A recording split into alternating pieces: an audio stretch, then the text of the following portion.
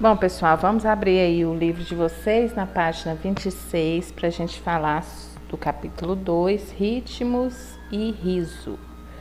Como a gente viu aí no capítulo 1 sobre o ritmo, né? Aí falando, né, que é um elemento que conduz as melodias e a cadência da composição musicais. Agora, nesse capítulo 2, a gente vai estudar como o ritmo pode conduzir o olhar na leitura de diversas obras da arte, principalmente nas artes visuais, dança e teatro. Aí vai vir aqui, ó, as técnicas de impressão e as estamparias, muito antigas e presentes em várias culturas pelo mundo, podem transmitir ritmo e movimento na sua visualidade, entre outras sensações. A dança e os elementos podem estar presentes no movimento do corpo, como ritmo e influência. Da repetição de pequenos gestos cotidianos, por exemplo, podem nascer os passos na pista de dança. As encenações de comédia, encenação a jornada deste capítulo, e veremos que o ritmo e a repetição pode ser também fazer parte da importante construção de risos. Então, olha aí a imagem da obra A Torre, do austro-brasileiro Franz Wesmann, né? Como você relacionaria essa escultura com as ideias de ritmo e movimento? Então, aqui a gente vai olhar essa imagem aqui, ó. Se você for analisar ela está se repetindo várias vezes, né? Então, aqui existe um ritmo e movimento só porque na pintura, né? Na imagem. No caso desse aqui, seria na escultura. Isso aqui é uma escultura que foi tirada a foto, né? Aqui a gente vê mais na frente a gente vai falar um pouquinho também. Aqui na nossa cidade a gente tem um monumento também que é nesse estilo, tá? Padrões e reproduções. Uma figura com desenho ou uma forma simples, quando combinada e repetida em série, compõe um padrão gráfico. Os padrões estão presentes em manifestações de diversas culturas, como pinturas, estampa de tecido, cestarias, na arquitetura. Cada cultura e cada povo costuma ter seus próprios representações visuais. Por exemplo, lá nos indígenas, né, eles têm as representações visuais dele, às vezes na pintura do corpo, né, ou algum objeto que eles fazem, né, lá tem também. Aqui vai falar, alguns povos indígenas brasileiros utilizam padrões das pinturas corporais na produção de roupas, cestaria, adereços, cerâmicas. A cerâmica dos indígenas ela é totalmente manual, eles fazem com a mão, aí com barro eles colocam na fogueira, seca, faz aquela toda alto relevo, né? E aí sim vai fazer aí os padrões na pintura, que no caso aí ó, seria desses produções de cestaria, né? De cerâmica, né?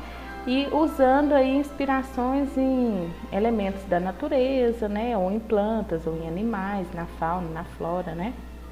Essa aí é a Torre de Franz Wesmann, ele foi feito em 1957, é uma escultura feita de ferro.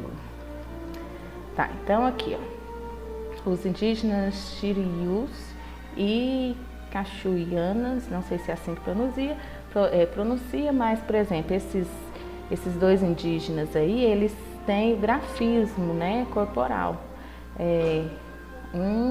Na verdade, é formado por losangos, né, um dentro do outro. Aqui a gente pode ver na imagem, ó, tá vendo? São losangos um dentro do outro, né? No centro do menor há uma pequena cruz, olha lá. Bem, não dá aquelas coisas, né? Porque isso aí são artes indígenas feitas manualmente e no corpo, né? Então não fica aquela coisa bem certinha, não usa régua, aí eles usam o material que eles têm lá, né? Eles são conectados em sequências nas laterais externas, de modo que é possível conectar os elementos indefinidamente preenchidos perfis de diversas formas e tamanhos. Então aqui a gente já pode ver aí, ó, o padrão, né, que eles usam aí. Grafismo corporal, né, aí tem o nome dessa tribo indígena aí, que eu não vou ler agora, né. Aqui, ó, na observação que falou sobre o grafismo, né, grafismo é um conjunto de signos gráficos caracterizados de determinado estilo ou forma de expressão visual. a tecelagem, né, método de produzir tecidos, né, entrelaçados, e aqueles fios, colocam uns fios retos, depois vai entrelaçando os outros e faz, igual faz rede, né, a gente tem aí a tecelagem. E estêncil é técnica de impressão que utiliza um molde vazado para aplicar tinta sobre uma superfície. Então, eles recortam, né, por exemplo, um coração, recorta, né, a parte que você tira o coração, a parte que fica, né, que fica aquele buraco, né, de coração, ele coloca em qualquer lugar que seja, em parede, e depois joga o spray, e aí tem essa técnica que é o estêncil. Na produção de roupas, os desenhos que são aplicados em repetições contínuas na estampa de um tecido são chamados de rapport. Então, o que é rapport, né? Rapport são desenhos que colocam em tecido que são repetidos, né? É uma representação gráfica formada por módulos que contém todos os elementos que fazem parte da padronagem que se repete na estampa. Acredita-se que os primeiros tecidos estampados foram produzidos pelos fenícios, que esse fenício, gente, é uma antiga civilização, né, que vivia lá nas margens do mar Mediterrâneo, aqui conhecendo um pouquinho da história, né, em áreas que correspondem às partes dos atuais territórios do Líbano e da Síria. E olha aí, você vê, bem antigo, né, por volta de 1200 a.C. e foi até 539 a.C. ainda. Eles faziam a composição de estampas por meio de método como a tecelagem, que a gente acabou de falar, né, que são fios entrelaçados, né, de cores diferentes, né. Usava o estêncil, eu acabei de falar também, o estêncil, né, era um molde vazado, né, que depois usava-se ele, e o bordado, né, e com o uso de blocos talhados em madeira, semelhantes a carimbos, né, matriz e xilografia. Xilografia é tipo um carimbo. Imagina aquele carimbo, né, que mais antigo, né? Aqui a gente tem eles. Aqui está vendo a técnica aí, ó, que ele está usando, ó, aplicação, manual de estampas com uso de bloco de madeira, Jaipur, Índia. Esses blocos também fazem parte da tradição de estampa da Índia, onde são aplicados manualmente até hoje em dia eles fazem isso aí, ó, tá vendo que está repetindo a mesma imagem o tempo todo por causa desse molde aqui, ó, que ele fez, tá vendo? Aí ele pega e vai prensando e fazendo o mesmo molde, né, aplicação, repetindo várias vezes. Aqui tem uma entração, a gente não vai fazer ele por agora, mas ele é interessante, ó, a questão de fazer um carimbo. Quem quiser, tiver curiosidade, né, agora, né, vocês não estão podendo fazer muita coisa, mas aqui, ó, quem puder, gente, faz, é muito legal. Se tivéssemos aula, a gente ia fazer. Aí, continuando aí embaixo, tem a arte pelos correios, né, movimento conhecido como arte postal. Ele surgiu na década de 1960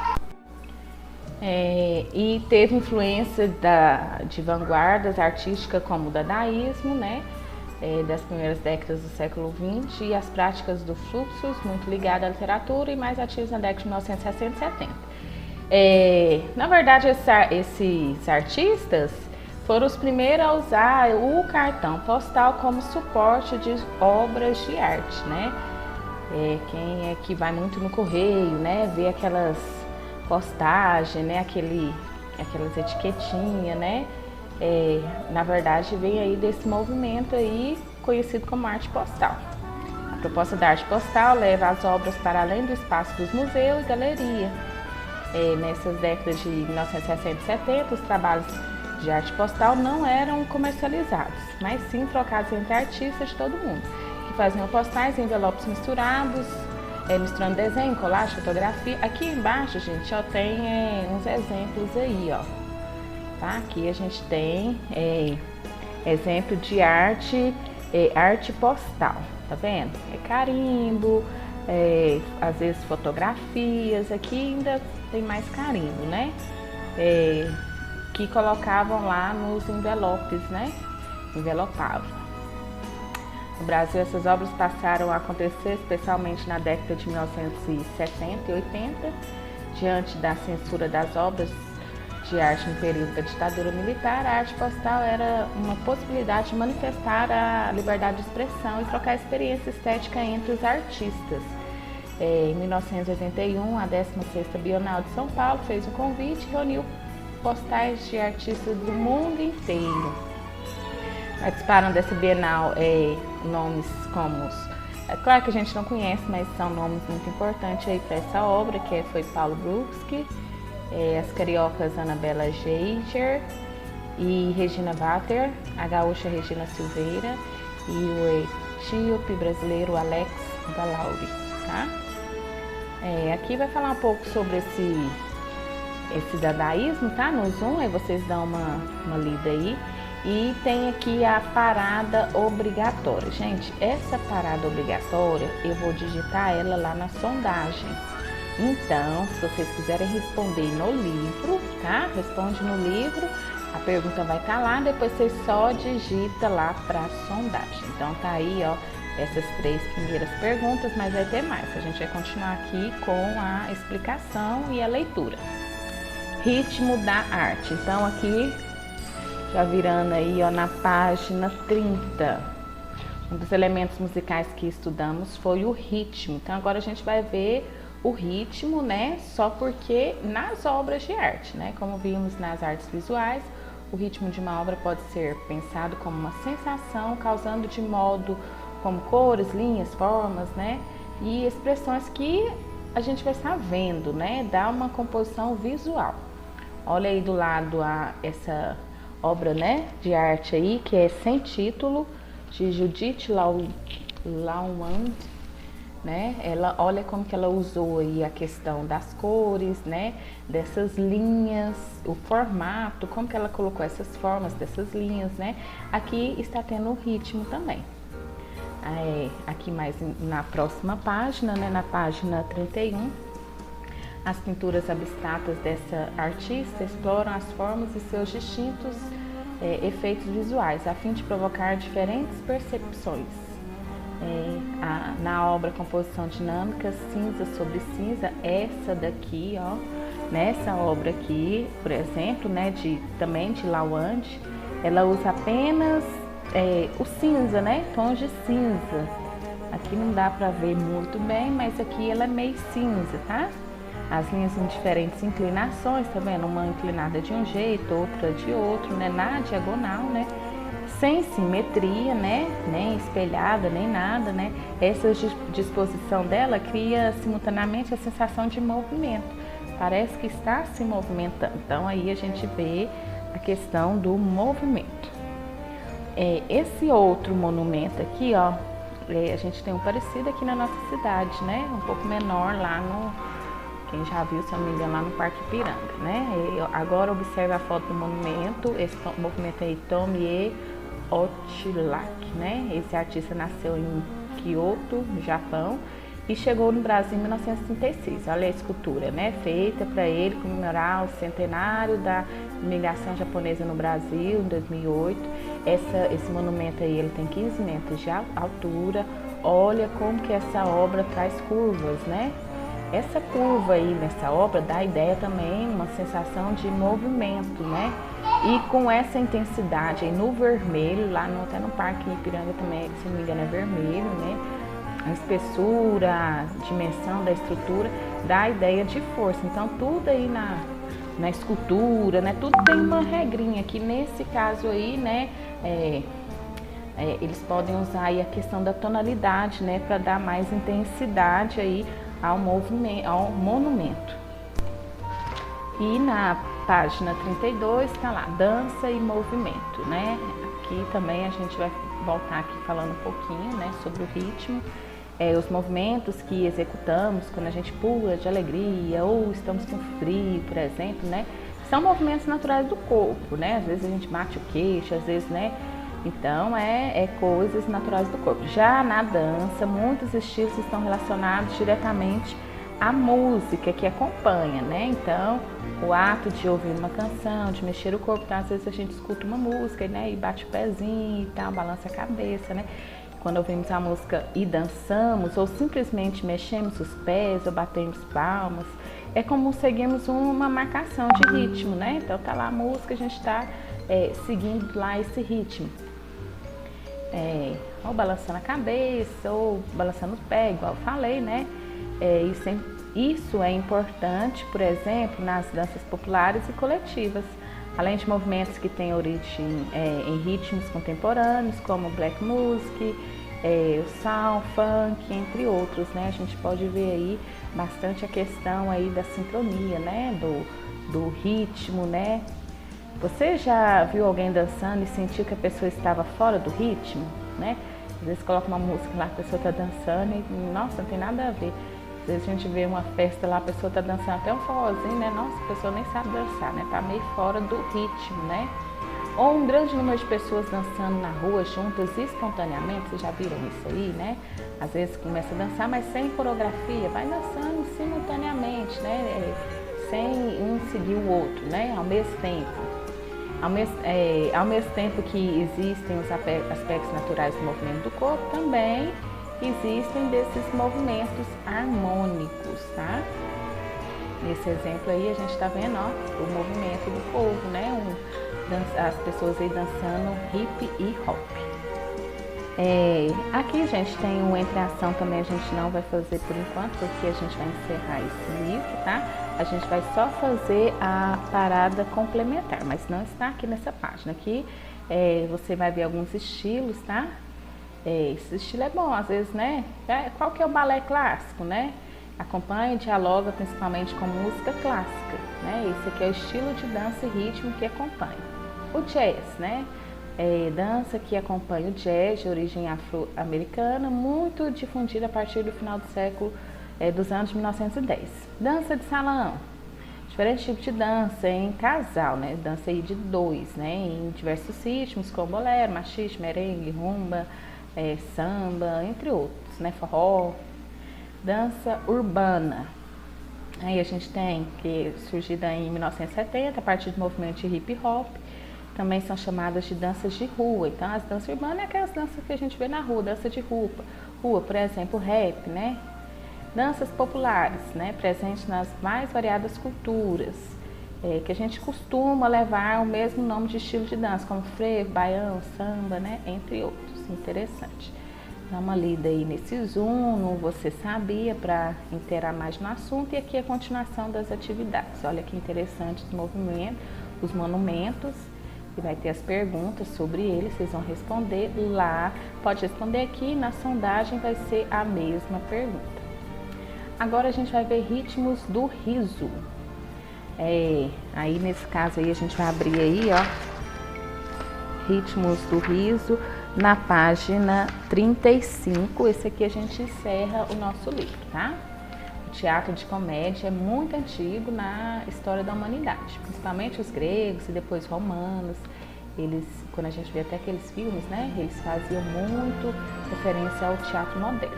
No passar do tempo, as comédias e teatro, né, como todos, se tornaram uma arte de corte, ou seja, corria nos ambientes frequentados pela nobreza, só quem tinha mais poder, né? Mas com a modernidade da sociedade, a formação e o crescimento das cidades no mundo, os prédios teatrais foram construídos, como a gente já viu, né, se eu não me engano, no livro 1, e passaram a receber os espetáculos e um grupo de espectadores cada vez mais diversificado. Então não era só a corte, né, era diversas pessoas que começaram a assistir. Já no século XV, né, surgiu na Itália, né, o comédia de arte, né, que é um tipo de teatro com personagens fixos que seguiam improviso. A gente vê muito aqui, né, seguindo esse mesmo modelo. Tinha um que passava na televisão, que era o Sai de Baixo, né, parecido com esse aí, né, era um tipo de teatros com personagens fixos que seguiam o improviso. Na verdade, lá não era improviso, lá era um teatro que ele seguia, né? Mas tinha um programinha que eu assistia também, que eles até falavam assim, é tudo improviso, vamos improvisar. Então eles improvisavam, né? Faziam lá na hora, lá uma comédia, era muito interessante. Como o número de personagens era sempre o mesmo nas apresentações, começaram a surgir as companhias de teatro que viajavam levando sua arte para diversos locais. Um dos mais cômicos personagens de comédia é Brighella, que deu origem a algumas práticas de palhaçaria. Aqui a gente tem uma imagem, né, mostrando os comerciantes comediantes, né? Os italianos, né? Aí tá uma pintura demonstrando. A comédia dell'arte, né? Se popularizou na França no século XVII, influenciou o dramaturgo francês Jean-Baptiste Poquelin, né? Conhecido como Molière. Ele, aí ó, tá do lado a imagem dele aí, ó. Ele criou um estilo chamado comédia de personagem, que trazia personagens mais profundos e construídos com mais detalhes. Mais recentemente, né, já antes era o século XVII, agora já indo para o século XX, novos estilos de teatro se popularizaram, como a comédia pastelão, que traz situações absurdas e que foge ao bom senso. É bom, depois vocês pesquisam, tá? Vê aí um pouquinho, assiste um pouquinho dele. Não vou colocar aqui, senão o vídeo vai ficar muito longo, tá? Mas é interessante. Comédia de bordões, muito comum em programas de humor ou de auditório, por exemplo, que utiliza frases repetidas, que caracterizam as falas de determinado personagem, né? Aí quando é tipo os bordões, né? Os bordões que fala até em novela, né? Quando vai aquele personagem, ela tem que falar o bordão dela. Tem as comédias românticas que misturam histórias de amor, só porque com situações engraçadas, né? Quem assiste a televisão na Globo hoje, a gente tem aquela reprise, né? De uma novela que passa à tarde, esqueci agora o nome. Mas lá tem bordões, tem comédias românticas, tem comédia pastelão, né? Então acontecem vários estilos aí, só porque na novela. Tempos modernos. Então aqui continuando sobre o ritmo dos risos, só porque nos tempos modernos, né? No cinema, alguns artistas comediantes marcaram os tempos em que os filmes não tinham som. Então, aí o que acontece? Muita gente conhece o Charlie Chaplin ali da imagem, né? Ele só fica dramatizando, não tem som, só uma música lá e ele fica o tempo todo, né? E fazendo mímica, né? Isso aí são elementos da comédia pastelão. Comédia stand-up, né? O estilo stand-up de comédia baseia-se em monólogos nos quais o autor entretém o auditório fazendo piadas, né? Isso aí às vezes no filme a gente vê, né? Alguma parte eles vai lá na frente de um lugar, né? Aqui eu vou mostrar aqui embaixo na imagem, dá pra vocês verem melhor. Parecido com esse aqui, ó. Comerciante chileno. Ele vai lá e começa a contar piada, né? Isso aí é muito interessante. Continuando, a origem aí desse formato pode nos levar à arte, levar até as cortes da Idade Média. Na verdade, antigamente era mais para os membros da nobreza, né? Igual o anterior. Nos Estados Unidos, a comédia stand-up se desenvolveu a partir do século XIX com teatro de revista e o vaudeville, né? E ganhou crescente popularidade na década de 1950. Aí fazia lá em pequenas casas de show. Aqui no Brasil, ó, falando, né, em relação ao Brasil, este estilo, né, de stand-up, que a pessoa vai lá e começa a contar piada, né? No Brasil, quem foi o precursor, quer dizer, a pessoa famosa que começou a fazer isso? Primeiro, o Jô Soares, né? Depois, cearense Chico Anísio. Mais um áudio desse estilo ocorreu no início dos anos de 2000. Hoje a gente tem aquele Gentili, né? Ele também faz isso. A pessoa que atua geralmente se apoia em um texto cheio de situações cotidianas, com espaço para improviso. Ao contrário de peças convenientes, o cenário e os efeitos são menos importantes. O foco como se diz, é o ator mesmo fazendo, né, seu improviso lá e animando a plateia, né, interagindo essa plateia. Então aí constrói um ritmo das apresentações. Atualmente, inúmeros artistas de stand-up se apresentam em programas de TV. No Faustão tinha muito isso, né? Às vezes 30 segundos para a pessoa, né, fazer uma apresentação, né? Ou então quem ria mais, tinha que ter o tanto lá de aplausos, né? Tinha isso também lá no Faustão. Aí continuando, né? Esses artistas apresentam em programas de TV, participam de novelas, filmes, seriados de humor, Filmes também eu já vi bastante, além de manter canais de vídeo na internet, como aí na internet a gente vê, né, os youtubers, né? A gente vê muitos youtubers, eles fazem isso, né? Começam a contar lá as piadinhas, né? Aqui vai ter um Entra em Ação também, que era para vocês estarem fazendo aí uma lista de piadas, né, situações, seria muito interessante a gente fazer, mas como a gente já vai ter muita atividade para fazer da parada obrigatória, essa parte aí a gente não vai fazer, tá? Então a gente vai continuar aí na parada obrigatória, ó, aqui é a continuação da questão, tá? Que aí está aí na página 38, que é a número 7, 8 e 9, tá? Então, essa vai ser a tarefa, vai estar lá na sondagem. Essa parada complementar, eu não vou estar cobrando ela agora, mas quem quiser responder ela por intuito de conhecimento, pode responder, mas ela não será cobrada agora. Nem essa daí e nem para fixar o conhecimento, né? Que seria aí o teste seu conhecimento. Se quiserem responder, depois eu passo a resposta aí para vocês dessa atividade, só para vocês marcarem aí no livro. Lembrando que as atividades avaliativas desse livro agora vai ser essa daí que eu acabei de falar, porque eu estou enviando o vídeo, né?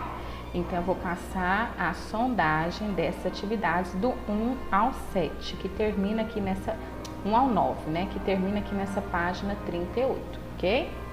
Então aqui eu vou encerrar a nossa aula de arte, que será o vídeo, e depois vocês fazem aí a sondagem.